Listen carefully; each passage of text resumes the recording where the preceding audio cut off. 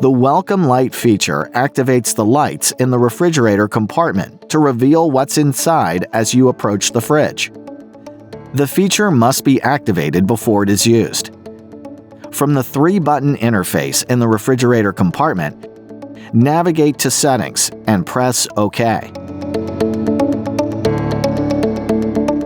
Navigate to Welcome Lighting and press OK.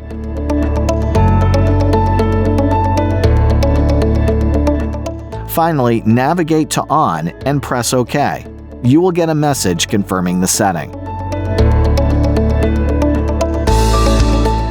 Now, as you approach the proximity sensor, the internal lights will activate. You can use SmartThings to set the distance that will trigger the welcome light. In Settings, go to Refrigerator and tap Lighting. Then turn on Interior Lighting. And then Welcome Lighting.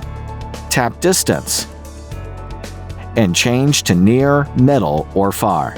Use the Welcome Light feature to quickly assess your Samsung refrigerator's beverages of choice.